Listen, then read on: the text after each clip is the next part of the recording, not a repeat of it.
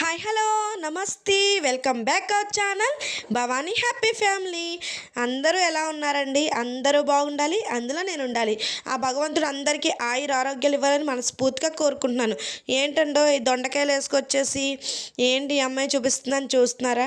ఏమీ లేదండి. నేను ఒక రీసెంట్ టైము అంటే మా పాప పుట్టినప్పుడు రీసెంట్ టైంలోనే ఒక 1 year బ్యాక్ నేను ఒక గుడికి వెళ్ళానండి. అక్కడ ఈ కర్రీ టేస్ట్ చేశాను. చాలా బాగుందండి, అసలు సూపర్గా ఉంది. సో అక్కడ నేను వాళ్ళని అడిగి కనుక్కుంటే వాళ్ళు చెప్పారనమాట ఇది ఎలా వండాలనేసి. సో సరే నా అంతలా టేస్టీగా ఉంది కదా, సో అందరూ కూడా ఎందుకు అందరికీ షేర్ చేయకూడదు అనేసి ఈ రెసిపీ మీకు చూపించడం జరుగుతుందనమాట. సో ఫస్ట్ మనం దొండకాయ ముక్కలు పొడుగ్గా కోసుకోండి వీడియోలో చూపించినట్టుగా. తర్వాత స్టవ్ ఆన్ చేసేసి కడాయి పెట్టేసుకుని అందులో ఆయిల్ పోసుకుని ఆయిల్ హీట్ అయిన తర్వాత ఉల్లిపాయ ముక్కలు వేసేసి కొంచెం మూత పెట్టేసి కొంచెం ఒక 5 minutes మగ్గనివ్వండి. అప్పుడే పచ్చిమిరకాయలు అలాంటివి వేయొద్దు, ఒక 5 minutes మగ్గనివ్వండి. సో నేను వీడియోలో మీకు క్లియర్గా చూపిస్తున్నాను, అది ఒకటి వెనకాల ఒకటి ఎట్లా వేయాలో ఏంటో మీకు వీడియోలో క్లియర్ కట్గా కనిపిస్తుంది. సో చాలా బాగుందండి అప్పుడు ఈ టేస్ట్ అయితే. సో అందరికీ పరిచయం చేద్దాం అన్నట్టుగా నేను ఇది ప్రిపేర్ చేస్తున్నాను అనమాట. సో ఆనియన్ కొంచెం వేగిని చూసారు కదా. సో ఇప్పుడు మనం పచ్చిమిర్చి వేసేద్దామండి, చిల్లీ వేసేసుకుందాం. మీరు కారం ఎంతైతే తింటారో అంతలా వేసుకోండి. సో నేనైతే ఒక 2 చిల్లీస్ వేసుకున్నాను అంతే. సో మళ్ళీ అలాగా కారం వేస్తాం కదా పిల్లలకి, కొంచెం నాకు చిన్నపిల్లలు కదా, సో అందుకు. తర్వాత టమాటా ముక్కలండి పొడుగ్గా కోసుకున్నాను. మీకు కావాలితే చిన్న చిన్నగా కూడా కట్ చేసేసుకోండి. నేనైతే పొడుగ్గా కోసుకున్నాను. అవి ఒక్కసారి తిప్పేసి ఒక మూత పెట్టేసి అవి కూడా ఒక 5 minutes మగ్గనిచ్చేద్దామండి. శుభ్రంగా మగ్గిపోవాలి, కలర్ బాగా చేంజ్ అవ్వాలన్నమాట. గోల్డెన్ షేడ్ ఒక కొంచెం లైట్ బ్రౌనిష్ కలర్లోకి వచ్చే రంగు అండి. మీకు వీడియో క్లిప్లో ప్రతిదీ కనిపిస్తుంది. అంటే నేను లాంగ్ వీడియో అయిపోతుంది అనేసి కట్ చేశాను అనమాట. సో ఎక్కడి వరకు కావాలి ప్రాసెస్ అన్నదే కట్ చేసి సో మీకు నేను పెట్టడం జరుగుతుంది. చూశారు కదా. సో శుభ్రంగా మగ్గిపోయినాయి. తర్వాత పసుపు, మరి మీకు కావాల్సినంత పసుపు వేసుకోండి. సో ఎవరికి టేస్ట్ తగ్గట్టు వాళ్ళు వేసుకుంటారు కదా. సో మనం ఎలాగ వంట చేసిన తర్వాత ఉప్పు సరిపోయిందా లేదా అని మనం ఎలాగ చూసుకుంటాం కాబట్టి నేను ఇక్కడ నేనైతే నాకు సరిపడా నేను వేసుకుంటున్నాను. సో పసుపు వేసుకోండి. నెక్స్ట్ ఉప్పు, సాల్ట్ కూడా వేసేసుకోండి. నేను 1.5 spoon వేసుకున్నానండి. తర్వాత కారం 2 spoons వేసుకున్నాను నేను. అంటే కొంచెం కారం తక్కువ తింటాం అనమాట మేము. సో అందుకు కారం ఒక 2 tablespoons కారం వేసుకున్నాను. 1.5 tablespoon ఏమో సాల్ట్ వేసుకున్నాను. కొంచెం సాల్ట్ కారం ఎక్కువ తినాలి చూసుకుని వేసుకోండి. మ్యాక్సిమం సాల్ట్ కారాలు తక్కువ తినడానికి ట్రై చేయండి ఫ్రెండ్స్. సో పసుపు, సాల్ట్, కారం వేసేసిన తర్వాత మళ్ళీ మూత పెట్టండి ఒక 5 minutes.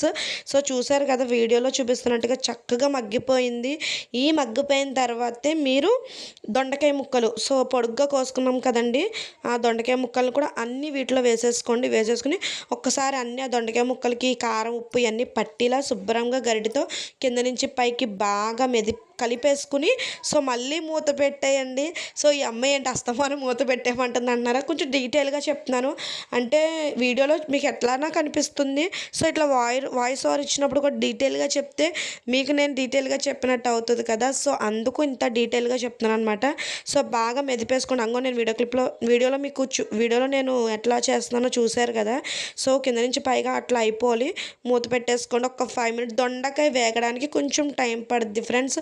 సో నేను అంత ప్రాసెస్ పెట్టాలంటే వీడియో చాలా ల్యాగ్ అయిపోద్ది. ప్రతిదీ కూడా నేను అదంతా మగ్గిపోయిన స్టేజ్లోనే నేను మళ్ళీ వీడియో ఆఫ్ అక్కడ వేసేసిన తర్వాత వీడియో ఆఫ్ చేస్తున్నాను. మళ్ళీ అది చక్కగా ప్రిపేర్ అయిపోద్ది. నెక్స్ట్ ఇంకొక ఇంగ్రీడియంట్ వేసేసుకోవచ్చు అన్నప్పుడు మీకు వీడియో నేను ఆన్ చేస్తున్నాను అనమాట. సో ఒక్కసారి అంటే ఇది కొంచెం దొండకాయ టైం పడుతుందని మీకు తెలియడానికి ఒకసారి ఆఫ్ చేసి మళ్ళీ మూత పెట్టాను అనమాట. మళ్ళీ ఇప్పుడు మూత తీసాను చూస్తున్నారు కదా. సో వీడియోలో కొంచెం లైటింగ్ ఏంటంటే మీకు కొంచెం వేరియేషన్గా కనిపిస్తుంది, కానీ ఇక్కడ నాకైతే మటుకు శుభ్రంగా మగ్గిపోయింది. ఇప్పుడు మన సీక్రెట్ ఇంగ్రీడియంట్స్ వచ్చేసినాయండి. ధనియాల పొడి ఒక 1 tablespoon వేసేసుకోండి. తర్వాత 1/2 tablespoon జీలకర్ర పొడి 1/2 tablespoon వేసేసుకోండి ఫ్రెండ్స్. ఈ రెండు చాలా కర్రీకి టేస్ట్ ఇస్తాయండి. టమాటా చాలా టేస్ట్ ఇస్తుంది. తర్వాత ఈ ధనియాల పొడి, ఈ జీరా పౌడర్ కూడా ఈ కర్రీకి చాలా టేస్ట్ని ఇస్తున్నాయి. ఈ కర్రీ ఇంత టేస్ట్గా ఉండడానికి మెయిన్ కారణం ఇవే అని నాకు ఆవిడ చెప్పారనమాట. సో ఏంటంటే చాలా బాగుందండి కర్రీ అయితే. ఒకసారి చేసుకుని ట్రై చేయండి, మీకు ఖచ్చితంగా నచ్చుద్ది. తర్వాత కర్రీ లీవ్స్ వేసేసుకోండి, కరివేపాకు. సో ఇంగ్లీష్లో తెలుగులో కూడా చెప్తున్నాను, అంటే కొంచెం అర్థం అవ్వలేని వాళ్ళు ఉంటారు కదా, సో అందుకు కరివేపాకు వేసేసుకుని శుభ్రంగా ఒకసారి మళ్ళీ మెదిపేసుకొని కింద నుంచి పైకి తగినంత వాటర్ వేసుకోండి. మీకు ఎంత పడుతుంది, ఎంత ఆ ముక్కలు ఎలా ఉడకాలి, ఎంత పడుతుందో మీకు తెలుస్తుంది. కాబట్టి నేనైతే ఒక గ్లాస్ ఫుల్గా వేసేసుకున్నానండి వాటరు. సో మధ్యలో కర్రీ చూసుకుంటూ ఉండండి, అది ఎట్లా ఉంది, ఎట్లా ఎగురుతుంది ఏంటి అనేసి ఒకసారి ప్రాసెస్ అంతా చూసుకుంటూ ఉండండి. సో శుభ్రంగా కొంచెం దొండకాయ వేగడానికి అయితే టైం పడుద్ది. ఫస్ట్ ఒక 70% దొండకాయ వేగిచ్చేసిన తర్వాతే మీరు ఈ ధనియాల పొడి, జీలకర్ర పొడి ఇవన్నీ వేసి అప్పుడు మూత పెట్టేసుకోండి వాటర్ వేసేసి. సో చూసారు కదా, టేస్టీ దొండకాయ కర్రీ రెడీ అయిపోయిందండి. చాలా బాగుంటుంది, అసలు మీరు చేసుకుని తిన్నారంటే వదిలిపెట్టరు. సో టేస్ట్ చేయండి, ట్రై చేయండి, టేస్ట్ చేయండి, కామెంట్ చేయండి, సబ్స్క్రైబ్ చేసుకోవడం మట్టుకు మర్చిపోవద్దు.